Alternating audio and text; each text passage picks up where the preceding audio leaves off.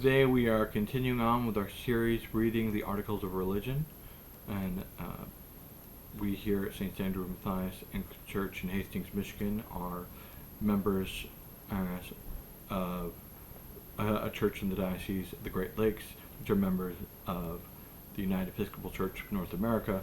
We read the Articles of Religion in the 1928 prayer book in light of the 1662.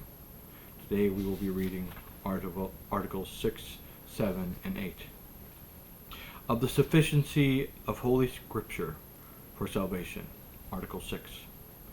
Holy Scripture containeth all things necessary to salvation, so that whatsoever is not read therein, nor may be proved thereby, is not to be required of any man, that it should be believed as an article of faith, or be thought requisite or necessary to salvation.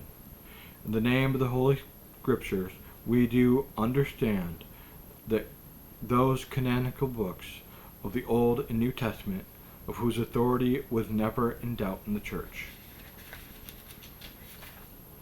Of the names and numbers of the canonical books: Genesis, Exodus, Leviticus, Numbers, Deuteronomy, Joshua, Judges, Ruth, the first book of Samuel, the second book of Samuel, the first book of Kings, the second book of Kings, the first book of Chronicles, the second book of Chronicles, the first book of Esdras, the second book of Esdras, the book of Esther, the book of Job, Psalms, Proverbs, Ecclesiastes or Preacher, Cantica or Songs of Solomon, 4 prophets the greater, 12 prophets the lesser.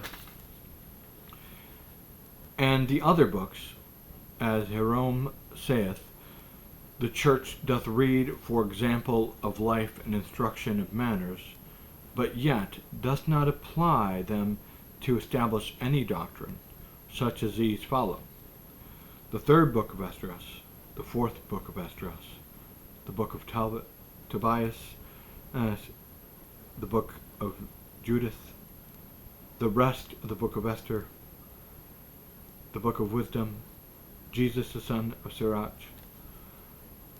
Baruch the prophet, the song of the 3 children, the story of Susanna, of Bel and the dragon, the prayer of Manasseh, the first book of Maccabees, the second book of Maccabees, all the books of the New Testament, as they are commonly received, we do receive, and account them canonical. Article 7. Of the Old Testament. The Old Testament is not contrary to the New, for both in the Old and New everlasting life is offered to mankind by Christ, who is the only mediator between God and man, being both God and man.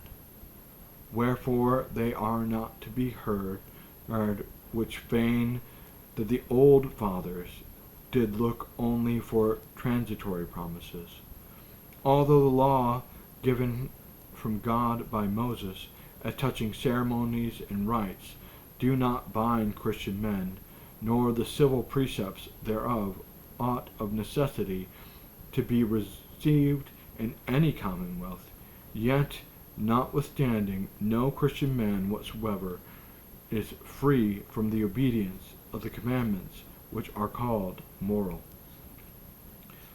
Of the creeds.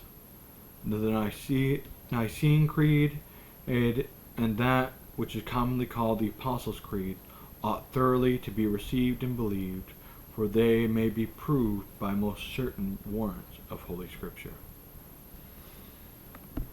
From everyone here at St. Andrew Matthias, God bless.